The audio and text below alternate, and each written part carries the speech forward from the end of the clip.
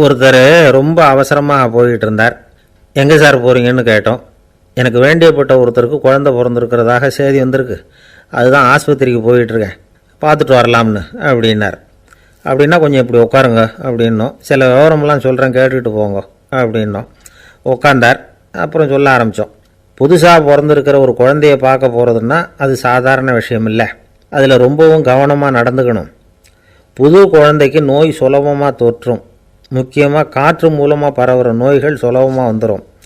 அதனால் நமக்கு உடம்பு சரியில்லைன்னா குழந்தைய விட்டு கொஞ்சம் தள்ளியே இருக்கிறது தான் நல்லது. பெரியவங்களை பொறுத்த வரைக்கும் சாதாரணமாக உள்ள ஒரு கிருமி கூட குழந்தையை பொறுத்த வரைக்கும் ரொம்ப மோசமான ஒரு கிருமியாக இருக்கும்.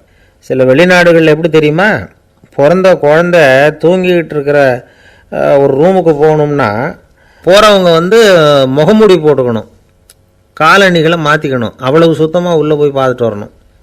பொதுவாக சில ஆஸ்பத்திரிகளில் பார்த்திங்கன்னா பார்வையாளர்கள் நேரத்தில் விசிட்டிங் ஹவர்ஸ் தாயை விட்டு குழந்தைய தனியாக பிரித்து வச்சுருவாங்க. எதுக்குன்னு நினைக்கிறீங்க? அந்த நேரம் பல பேர் வருவாங்க போவாங்க, அவங்க கை கால் சுத்தமாக இருக்காது. சுத்தமில்லாத கைகள் மூலமாக கிருமிகள் பரவும். சுத்தமில்லாத கைன்னா மண் தூசி படிஞ்சிருக்கிற கை மட்டும் தான் அர்த்தம் இல்லை. சாலையில் கையை வீசிக்கிட்டு நடந்து வர்றீங்க, குழந்தைய பொறுத்த வரைக்கும் அது கூட சுத்தமில்லாத கை தான்.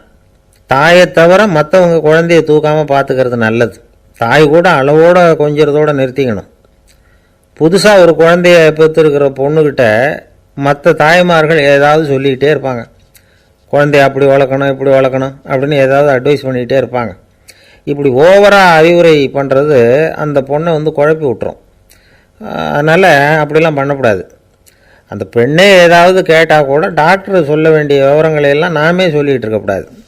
புதுசாக பிறந்திருக்கிற குழந்தைய மட்டும்தான் இப்படி பார்க்கணும்னு இல்லை. ஒரு நோயாளி குழந்தைய பார்க்க போகிறதுனா கூட ரொம்ப எச்சரிக்கையாக தான் நடந்துக்கணும். ஒரு தின்பண்டமோ விளையாட்டு சாமானோ அந்த குழந்தைக்கு நாம் வாங்கிட்டு போகிறதா வச்சுக்குவோம். அதை நேராக கொண்டுகிட்டு போய் அந்த குழந்தைகிட்டே கொடுக்கக்கூடாது. அதோட அப்பா அம்மாக்கிட்ட ரகசியமாக கொடுக்கலாம். அவங்க முடிவு பண்ணட்டும் குழந்தைகிட்ட அதை கொடுக்கலாமா வேண்டாமாங்கிறத. அவங்களுக்கு தான் தெரியும் அதோட மனசும் உடம்பும். உங்கள் அக்கறையை காட்டுறதா நினச்சிக்கிட்டு குழந்தை வாயில் எதையும் கொண்டுட்டு போய் போடாதீங்க. போகிறப்போ உங்கள் வீட்டு குழந்தையும் அழைச்சிட்டு போகாதீங்க. இது நோயை வாங்கிட்டு வந்துடும், அல்லது புதுசாக ஒரு நோயை அதுக்கிட்ட கொடுத்துட்டு வந்துடும். என்னதான் உங்களுக்கு பழக்கமான குழந்தையாக இருந்தால் கூட அதுக்கு விருப்பம் இல்லைன்னா பேசக்கூடாது. அங்கே போய் அவங்க பள்ளிக்கூடத்தை ஞாபகப்படுத்திகிட்டு இருக்கக்கூடாது. நோயில் இருக்கிறப்ப ஸ்கூலை பற்றி பேச அது விரும்பாது. ஆஸ்பத்திரியை விட்டு வெளியில் புறப்படுறப்போ குழந்தைகிட்ட சொல்லணும்னு அவசியம் இல்லை. அதோட அப்பா அம்மா கிட்ட சொல்லிவிட்டு புறப்பட்டா போதும், குழந்தை கோபிச்சிக்காது. சமூக சம்பிரதாயத்தை பற்றி அது கவலைப்படுறதில்ல. இப்படி எல்லா விவரமும் நம்ம எதிரில் உட்காந்துருந்தவங்ககிட்ட சொல்லி முடித்தோம். ரொம்ப நன்றி சார் அப்படின்னு சொல்லிவிட்டு அவர் புறப்பட்டார். குழந்தைங்க கொஞ்சம் வளர்கிற வரைக்கும் தான் நாம் எச்சரிக்கையாக இருக்கணும்னு இல்லை, வளர்ந்த பிறகு இன்னும் எச்சரிக்கையாக இருக்கணும். ஒரு பையன் பள்ளிக்கூடத்துலேருந்து திரும்பி வீட்டுக்கு வந்தான். முகம் பூரா நகத்தால் கீறி இருந்தது. அப்பா பார்த்து பயந்துட்டார். யாருடா உன்னை இப்படி பண்ணது அப்படின்னார். என் கூட படிக்கிற இன்னொரு பையன்னா. நாளைக்கு உன் கூட பள்ளிக்கூடத்துக்கு வர்றேன், நீ எனக்கு அவனை அடையாளம் காட்ட முடியுமான்னார்.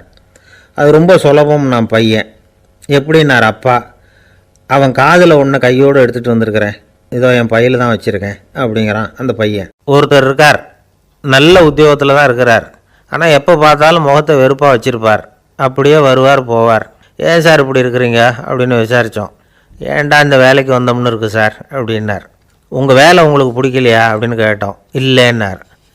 இப்படிப்பட்டவங்க வெற்றிகரமான வாழ்க்கை வாழ முடியாது. இது நிபுணர்கள் கருத்து. வேலையை நேசிக்க தெரிந்தவர்கள் வெற்றி பெறுவார்கள் அப்படிங்கிறாங்க அவங்க. எந்த துறையாக இருந்தாலும் சரி, அந்த துறையில் வெற்றிகரமாக இருக்கிறவங்கள விசாரித்து பாருங்கள். எனக்கு என்னுடைய வேலை ரொம்ப பிடிக்கும் அப்படின்னு சொல்கிறவங்களாக தான் இருப்பாங்க. அப்படி இருந்தால் தான் அது வெற்றிகரமாக இருக்க முடியுது அவங்களால. ஒருத்தனுக்கு பிடித்தமான பொழுதுபோக்கே அவனுடைய தொழிலாக இருந்துட்டுதுன்னா அவனை மாதிரி கொடுத்து வச்சவன் வேறு யாரும் இல்லை அப்படிங்கிறார் பெர்னாட் ஷா. ஒரு தடவை மன்னர் ஹுமாயூன் உயிரை தண்ணீர் முண்டு ஊற்றுகிற தொழிலாளி ஒருத்தர் காப்பாற்றினாராம் அந்த ஹுமாயூன் உயிரை. உடனே மன்னர் கேட்டிருக்கார், உனக்கு என்ன வேணும்னாலும் கேளு தரேன், உயர் பதவி வேணுமா அப்படின்னு கேட்டாராம். மன்னா, மக்களின் தாகம் தீர்க்கக்கூடிய இந்த பணியை விட உயர்ந்தது உண்டா அப்படின்னாராம் அந்த தொழிலாளி. அவரால் அவருடைய வேலையை நேசிக்க முடிஞ்சுது, அதனால் மகிழ்ச்சியாக இருக்க முடிஞ்சுது. நாமெல்லாம் அப்படி இல்லை. வேலை கிடைக்கிற வரைக்கும் கிடைச்சா போதும் அப்படின்னு இருக்கோம். கிடைச்சதுக்கப்புறம் ஏன்டா இந்த வேலைக்கு வந்தோம்னு ரொம்பவும் அழுத்துக்குவோம். சரி, நாம் இருக்கிற இடத்துல நாம் வெற்றிகரமாக இருக்க வழி உண்டா அப்படின்னா உண்டுன்னு சொல்கிறாங்க. அதாவது மன இயல் நிபுணர்கள் இருக்கிறாங்க இல்லையா, அவங்க அதுக்கு முக்கியமாக 6 வழிகள் சொல்கிறாங்க. நீங்கள் ஒரு அலுவலகத்தில் வேலை பார்க்குறவரா அப்படின்னா இதை கேளுங்க. அதாவது உங்கள் மேலதிகாரி எதிர்பார்ப்புக்கு தகுந்த மாதிரி உங்கள் வேலை இருக்குதா? அப்படி இல்லைன்னா முதல்ல உங்கள் வேலையின் தரம் உயரணும். உங்களுக்கு மேலே கீழே வேலை பார்க்குற பணியாளர்கள்கிட்ட நல்ல விதமாக பழகுறீங்களா? அந்த உறவு முறையில் ஏதாவது குறை இருந்தால் அதை கண்டுபிடிச்சி சரி பண்ணுங்கள். நம்பிக்கைக்கு உரியவர் அப்படின்னு நீங்கள் பேர் எடுக்கணும். நீங்கள் எடுக்கிற முடிவு நல்ல முடிவாக தான் இருக்கும் அப்படின்னு அடுத்தவங்க சொல்லணும். உங்கள் தோற்றத்துக்கு முக்கியத்துவம் கொடுங்க. இது மனம் உடல் ரெண்டும் சம்மந்தப்பட்டது. அதனால் மனசையும் ஆரோக்கியமாக வச்சுருக்கணும், உடம்பையும் ஆரோக்கியமாக வச்சுருக்கணும். உங்களுடைய நிர்வாகம் செயல்படுற விதத்தை நல்லா புரிஞ்சு வச்சுக்கணும். உங்களுடைய நிர்வாகம் இப்போ ஒரு காரியம் செய்யுதுன்னு வச்சுங்க, ஏன் அப்படி செய்யுது, எதுக்காக அப்படி செய்யுது, அதனுடைய குறிக்கோள் என்ன, அது நீடிக்கிறதுக்கு காரணம் என்ன, இதையெல்லாம் தெரிஞ்சுக்கணும். சிரிப்புக்கு வஞ்சகம் பண்ணக்கூடாது, நல்லா சிரிக்கணும், அப்போ தான் அது திரும்ப கிடைக்கும். கடந்த கால தோல்வியை பற்றி கவலைப்படக்கூடாது. முதலாளி விருப்பம் தெரிஞ்சு நடந்துக்கிறது நல்லது தான். அதுக்காக காக்கா பிடிக்கணுங்கிற அவசியம் இல்லை. உங்களுக்கு ஒரு பொறுப்பான வேலை கிடைக்குது, உடனே சத்தம் குழப்பம் அப்படின்னு சூழ்நிலையை இறுக்கமாக ஆக்கிடக்கூடாது.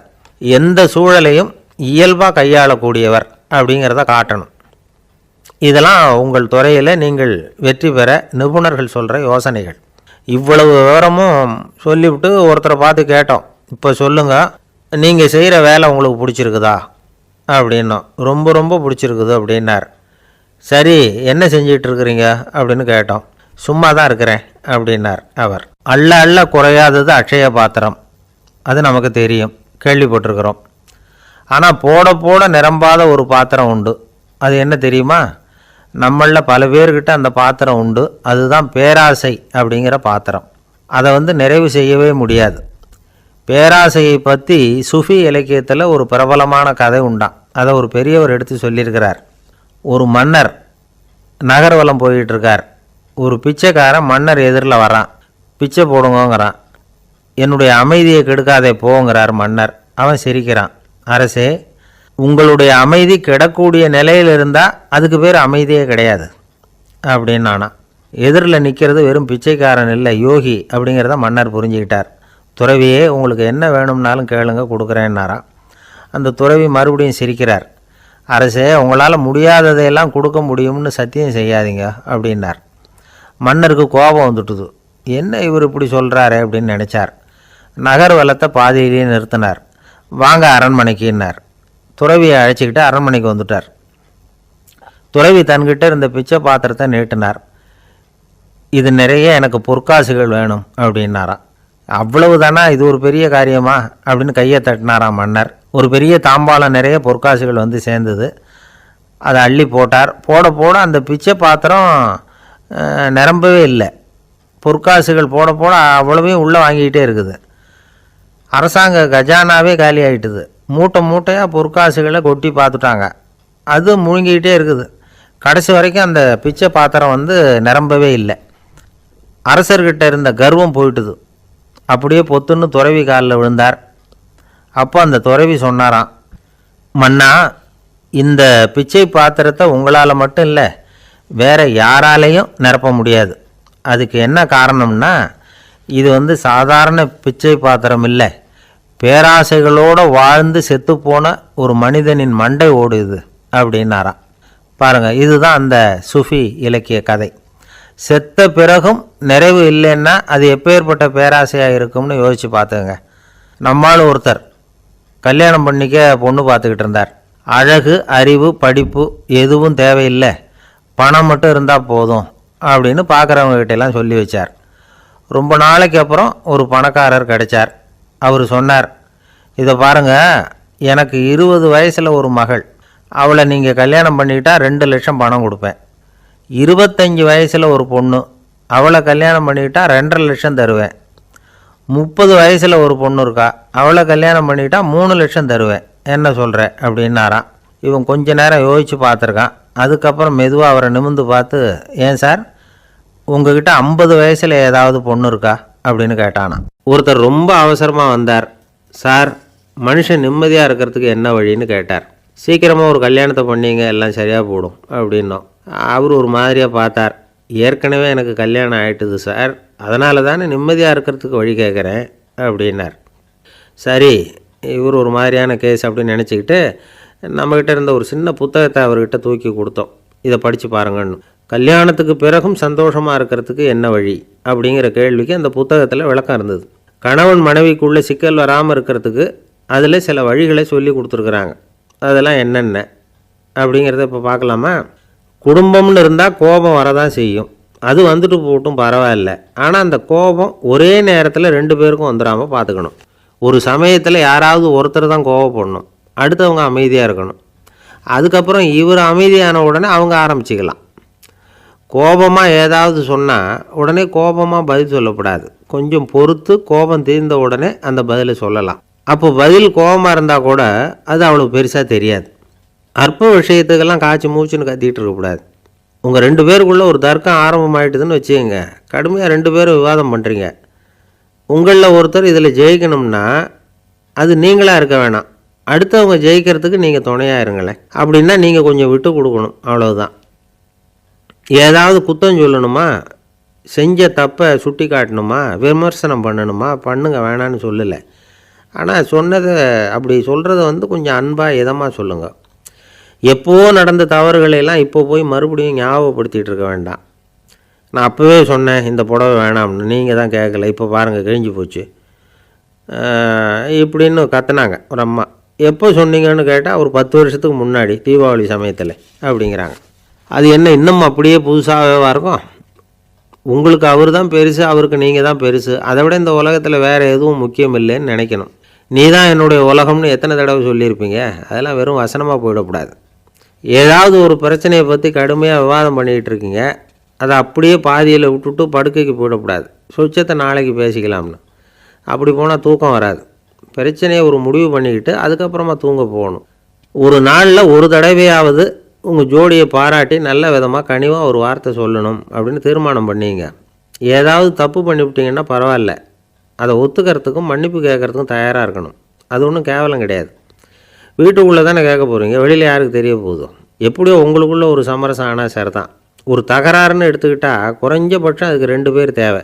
தனியாகவே உட்காந்துக்கிட்டு நான் இப்போ தகராறு பண்ணிகிட்டு இருக்கிறேன் அப்படின்னு யாரும் சொல்ல முடியாது.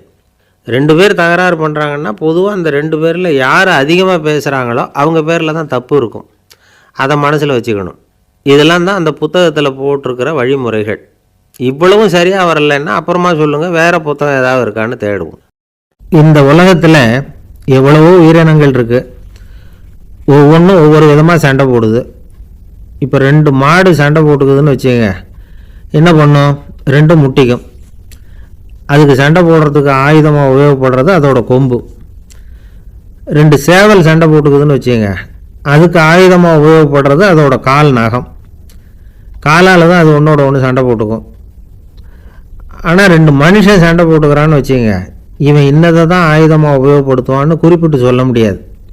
கல்லை எடுப்பான், கத்தி எடுப்பான், துப்பாக்கி எடுப்பான், என்ன வேணாலும் பண்ணுவான். வாயால் திட்டுவான், கையால் அடிப்பான், காலால் உதைப்பான், சகலகலாம் வல்லவன். விலங்குகள்லாம் பொதுவாக வாயை சாப்பிட்றதுக்கு மட்டும்தான் உபயோகப்படுத்துது. ஆனால் இவனுக்கு சாப்பிட்றதுக்கும் அதுதான், சாப்பிட்டு விட்டு திட்டுறதுக்கும் அதுதான். ஆனால் ஒரு விஷயத்தில் மட்டும் கெட்டிக்கிறேன்.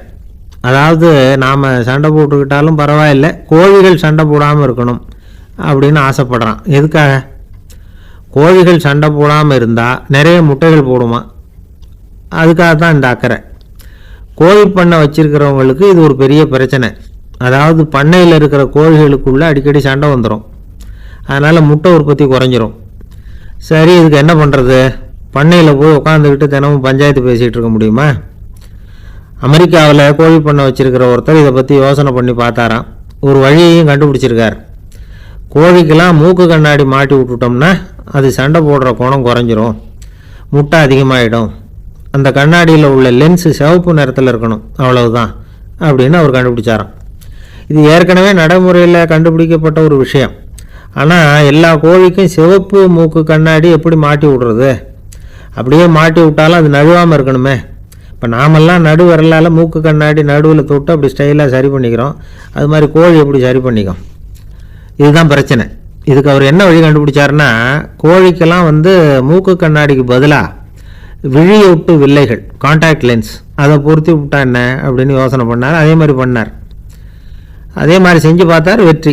அதுக்கப்புறம் கோழியெல்லாம் சண்டை போட்டுக்கலையாம், சமாதான பிரியர்கள் ஆகிட்டு தான்.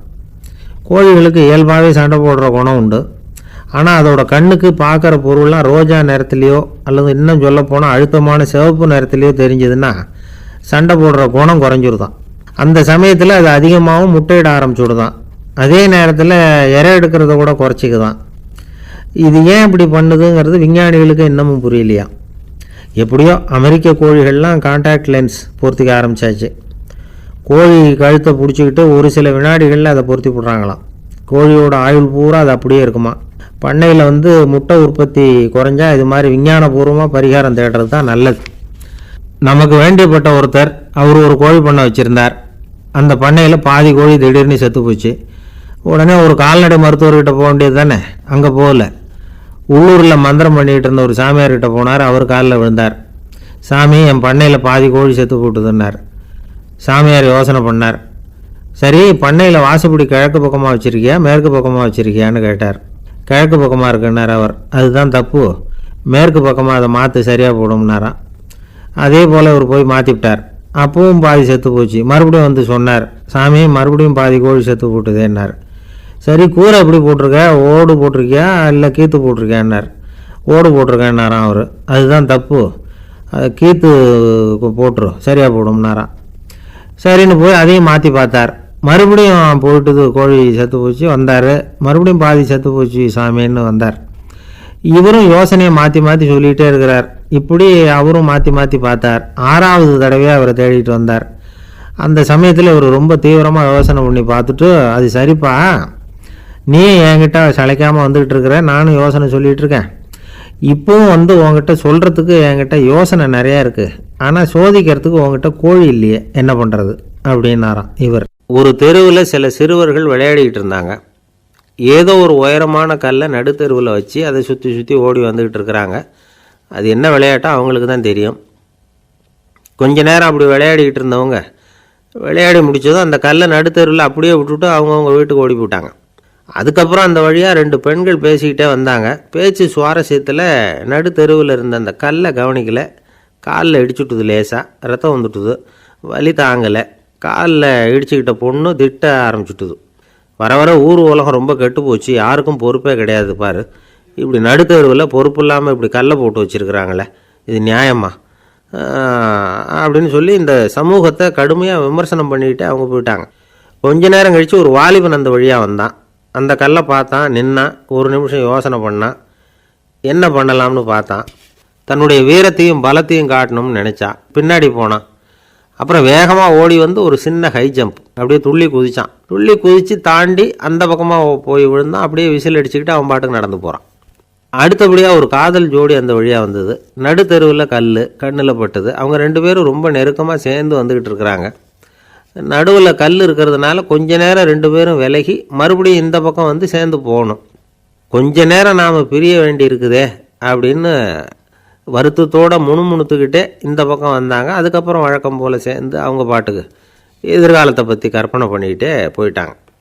கடைசியாக அந்த வழியாக பார்வை இல்லாத ஒருத்தர் வந்துக்கிட்டு இருக்கார். அவர் கையில் வழக்கமாக வச்சுருக்கிற அந்த ஊன்றுகோல், கையில் இருக்கிற அந்த ஊன்றுகோலால் தனக்கு முன்னாடி அப்படியும் இப்படியும் அப்படியே தட்டிக்கிட்டு பார்த்துக்கிட்டே அவர் மெதுவாக நடந்து வந்துக்கிட்டு இருக்கிறார். வழியில் இருக்கிற அந்த கல் தட்டுப்பட்டுது. உடனே நடுத்தெருவில் ஒரு கல் இருக்குங்கிறத அவர் புரிஞ்சுக்கிட்டார். உடனே குனிஞ்சார். அந்த கல்லை தடவி பார்த்து எடுத்தார். தெரு ஓரமாக கொண்டுட்டு போய் போட்டார். அதுக்கப்புறம் அவர் பாட்டுக்கு அவர் வழியில் நடந்து போனார். இப்போது இதில் பல பேர் வந்தாங்க போனாங்க. இவங்களில் பார்வை உள்ளவங்க யார், பார்வை இல்லாதவங்க யார்? இப்படி ஒரு கேள்வி கேட்டால் என்ன பதில் சொல்ல முடியும்? கொஞ்சம் யோசித்து பார்த்தா இன்றைக்கி பல பேர் இப்படி தான் இருந்துக்கிட்டு இருக்கிறோம். ஒரு ஆள் பார்க்குறதுக்கு பெரிய மனுஷன் மாதிரி இருக்கார். ஒரு தெரு வழியாக நடந்து வந்துக்கிட்டு இருந்தார். இருட்டு நேரம். வழியில் ஒரு பெரிய கல் கிடந்தது, கருங்கல். பார்த்தார். கொஞ்ச நேரம் யோசித்தார். போய் தூக்கி பார்த்தா ரொம்ப கனமாக இருந்தது. இன்னொரு ஆள் சேர்ந்தாதான் தூக்க முடியும். இவர் உடனே ரோட்டோரமாக போய் ஒரு மரத்தடியில் உட்காந்துக்கிட்டார். 2 பக்கமும் பார்த்துக்கிட்டே இருக்கார், யாராவது வர்றாங்களான்னு. கொஞ்ச நேரத்தில் ஒருத்தர் வந்தார். இவருக்கு தெரிஞ்சவர். என்னங்க இந்த நேரத்தில் இங்கே உட்காந்துருக்குறீங்கன்னு கேட்டார் அவர். அதோ அந்த கருங்கல் அப்படின்னு சுட்டி காட்டினார். ஓ, அதை தூக்கி ஓரமாக போடணுமா? வாங்க 2 பேரும் தூக்கலான்னார் வந்தவர். நான் அதுக்காக உட்காந்துருக்கலேன்னார் இவர். பின்ன வேற எதுக்காகன்னார் அவர். ஒரு மனுஷன் கருங்கல்லில் காலை இடிச்சுக்கிட்டான்னா எப்படி துள்ளுவான்னு பார்க்கணுங்கிறது எனக்கு ரொம்ப நாளாக ஒரு ஆசை. அதுக்காக தான் உட்காந்துருக்கிறேன் அப்படின்னாராம். என்னுடைய நண்பர் ஒருத்தர் ஆழ்ந்த சிந்தனையில் இருந்தார். என்ன யோசனை பண்ணுறீங்கன்னு கேட்டேன். தலைவர் ஆகணும்னு பார்க்குறேன், அதுதான் என்ன வழின்னு யோசிச்சுக்கிட்டு இருக்கேன்னார். நான் கூட அது மாதிரி யோசித்து பார்த்தேன். அதுக்கப்புறம் அந்த யோசனையை கை விட்டுட்டேன் அப்படின்னோம். ஏன்னு கேட்டார். அதுக்கான தகுதிகள் நமக்கு இல்லைங்கிறது புரியுது. அது நமக்கு புரியறத விட நம்ம விட மற்றவங்களுக்கு நல்லா புரிஞ்சு போச்சு. அதனால் பேசாமல் கம்முன்னு இருந்துடுறது தான் நல்லது அப்படின்னோம். தலைவர் ஆகிறதுக்கு தகுதிகள் வேறு உண்டோ அப்படின்னு கேட்டார். அவர் யதார்த்தமாக தான் கேட்குறார். நாங்கள் உடனே எங்ககிட்ட இருந்த ஒரு புத்தகத்தை எடுத்து அவர்கிட்ட கொடுத்தோம். படித்து பாருங்கன்னு. தலைவர் ஆகிறதுக்கு என்ன வழி அப்படிங்கிறத பற்றி அதில் போட்டிருக்கிறாங்க. முதல் வழி என்ன தெரியுமா? ஒரு 4 பேர் முன்னாடி இல்லைன்னா ஒரு கூட்டத்துக்கு முன்னாடி நீங்கள் பேச போகிறீங்க. அப்போ எப்படி ஆரம்பிக்கணும்னா, உண்மையான புகழ்ச்சி, நேர்மையான பாராட்டு, இதோடு ஆரம்பிக்கணும். எடுத்ததுமே அது சரியில்லை இது சரியில்லைன்னு பேசிகிட்டு இருக்கக்கூடாது. மக்களை பார்த்து நீங்கள் தான் தப்பு பண்ணிவிட்டீங்க அப்படின்னு நேரடியாக சொல்லக்கூடாது. தவறு இருந்தாலும் அதை மறைமுகமாக ஏதாவது கதை சொல்லி அதிலிருந்து அவங்க புரிஞ்சுக்கிற மாதிரி செய்யணும். அடுத்தவங்க பண்ண தப்பு என்னன்னு அலசறதுக்கு முன்னாடி நீங்கள் பண்ணின தப்பு என்னங்கிறத பற்றியே பேசுங்க. எதுக்கும் நேரடியாக உத்தரவு போட்டுக்கிட்டு இருக்கக்கூடாது. இதை நீங்கள் செய்யணும் அப்படின்னு சொல்கிறதுக்கு பதிலாக நீங்கள் இப்படி செஞ்சால் எப்படி இருக்கும் அப்படின்னு கேள்வி மாதிரி கேட்கணுமா. இப்படி கேட்டால் அது உத்தரவு மாதிரி தெரியாதான். அடுத்தவங்க மரியாதையை காப்பாற்றுறது மாதிரி பேசணுமா. உங்கள் பேச்சு இன்னொருத்தரை அவமானப்படுத்துறது மாதிரி இருக்கக்கூடாதான். ஏண்டா இவங்கிட்ட போய் மாட்டிக்கிட்டோம்னு யாரும் நினச்சிடக்கூடாது. ஒவ்வொரு சின்ன வளர்ச்சியையும் பாராட்டணும். வெற்றி சாதாரணமாக இருந்தாலும் பாராட்டாமல் இருந்துடக்கூடாது. பாராட்டும் பொழுது தாராளமாக இருக்கணும். குறை சொல்லும் பொழுது கவனமாக இருக்கணும். வாய்க்கு வந்தபடி பேசிவிட்டால் அதுக்கப்புறம் வகையாக மாட்டிக்கிட்டு முழிக்க வேண்டியிருக்கும். நீங்கள் பேசுகிறது இன்னொருத்தருக்கு ஒரு கௌரவத்தையும் மரியாதையும் உண்டு பண்ணுறது மாதிரி இருக்கணும். நீங்கள் பேசுகிறது அடுத்தவங்களுக்கு இருக்கிற கொஞ்ச நெஞ்ச மரியாதையும் எடுத்து விடுறது மாதிரி இருக்கக்கூடாது. உங்கள் பேச்சை கேட்டால் கேட்குறவங்களுக்கு ஒரு ஊக்கம் வரணும், உற்சாகம் வரணும். தவறு எதுவாக இருந்தாலும் அதை சுலபமாக திருத்திக்கலாம், சரி பண்ணிக்கலாங்கிறது மாதிரி இருக்கணும் உங்கள் பேச்சு. அடுத்தவங்களை சந்தோஷப்படுத்துங்க. உங்கள் யோசனையை கேட்டு நடந்துக்கிறதுனால அந்த சந்தோஷம் அவங்களுக்கு கிடைக்கணும்.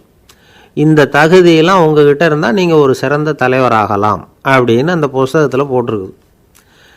இந்த காலத்தில் தலைவர் ஆகிறதுக்கு வேறு சில தகுதிகள்லாம் கூட தேவைப்படுது. ஒரு புள்ள தன்னுடைய அப்பா கிட்ட, அப்பா உன்ன மாதிரியே நானும் அரசியலில் சேரணும், தலைவர் ஆகணும்னு ஆசைப்படுறேன், இன்னையிலேருந்து எனக்கு அரசியல் பாடம் கற்றுக் கொடு அப்படின்னு கேட்டிருக்கான். அவரும் சரின்னு சொல்லிவிட்டு ஒரு பெரிய ஏணியை எடுத்துகிட்டு வந்தாராம். ஒரு செவுத்தில் சாத்தினார். இந்த ஏணியில் ஏறி உயர போய் அங்கே பரன் மேலே இருக்கிற ஒரு புத்தகத்தை எடுத்துகிட்டு வாடான்ருக்கார் மகனை பார்த்து. அப்பா, ஏணி ரொம்ப உயரமாக இருக்குது, நீ ஜாக்கிரதையாக இதை பிடிச்சிக்கோ, நான் ஏறி போகிறேன் அப்படின்னு நான் பையன். பயப்படாத, நான் பார்த்துக்கிறேன்னார் அப்பா. பையன் ஏணியில் ஏறினா உச்சிக்கு போனதும் அப்பா கையை எடுத்துட்டார். ஏணி அப்படியே சரிஞ்சுட்டுது. பையன் பொத்துன்னு கீழே விழுந்துட்டான். இடுப்பை பிடிச்சிக்கிட்டே எழுந்திரிச்சான். என்னப்பா இது, இப்படி என்னை ஏற விட்டுட்டு கையை விட்டுட்டியே, இப்படி கை விடலாமா அப்படின்னு கத்தியிருக்கான். அப்பா நிதானமாக சொன்னாராம், அவசரப்படாதேப்பா, அரசியலில் இதுதான் முதல் பாடம், பெத்த அப்பனாக இருந்தாலும் அவனை நம்பாதே அப்படின்னு உபதேசம் பண்ண ஆரம்பித்தாரான். இனிமேல் எதுவுமே இல்லை கொடுக்கறதுக்கு. அப்போது கடைசியாக ஒருத்தன் கையை நீட்டினான். ஐயா ஏதாவது கொடுங்கன்னா. அவர் பார்த்தார். கட்டியிருக்கிற வேட்டியை தவிர வேறு எதுவுமே இல்லை. 8 முழம் பட்டு வேட்டி, ஜரிகை கரையோடு இருக்குது.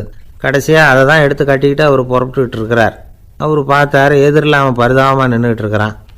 அந்த 8 முழ வேட்டியை 2ஆக கிழிச்சார். 4 முழத்தை அவங்ககிட்ட கொடுத்துட்டு மீதி 4 முழத்தை தன்னுடைய இடுப்பில் கட்டிக்கிட்டு அவர் காட்டுக்கு போயிட்டார். இவன் என்ன பண்ணான் தெரியுமா? கையில் கிடைச்ச 4 முழத்தை எடுத்துக்கிட்டு கடை வீதிக்கு போனான். பழைய பட்டு வேட்டி ஜருகை இதெல்லாம் விலைக்கு வாங்குகிற வணிகர் ஒருத்தர் இருந்தார். அவர்கிட்ட போனான். இதை விலைக்கு எடுத்துக்கிறீங்களான்னு கேட்டான். அவர் வாங்கி பார்த்தார். ஆஹா, ரொம்ப அருமையான வேட்டி, விலை உசந்த ஜருகை, இது ஏது உனக்குன்னு கேட்டார். அவன் நடந்ததை சொன்னான்.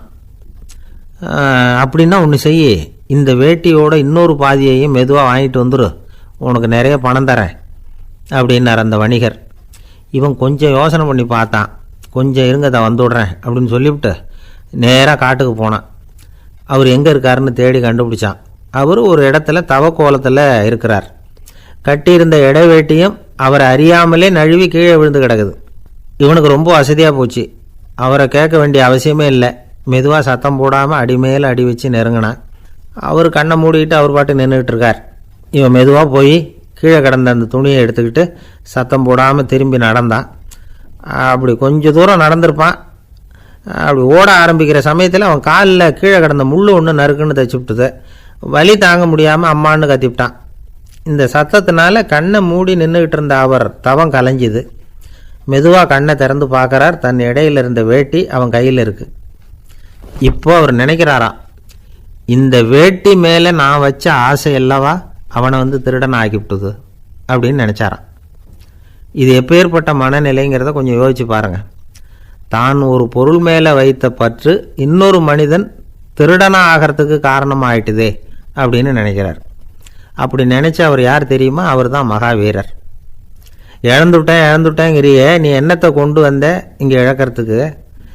நீ என்னத்தை உண்டாக்குன இது அழிஞ்சுட்டுதுன்னு சொல்கிறதுக்கு? இது அவருடைய சிந்தனை. இன்னைக்கு நம்ம சிந்தனையெல்லாம் வேறு மாதிரி இருக்குது. ஒருத்தன் நடுத்தெருவில் உட்காந்து அழுதுகிட்டு இருந்தான்.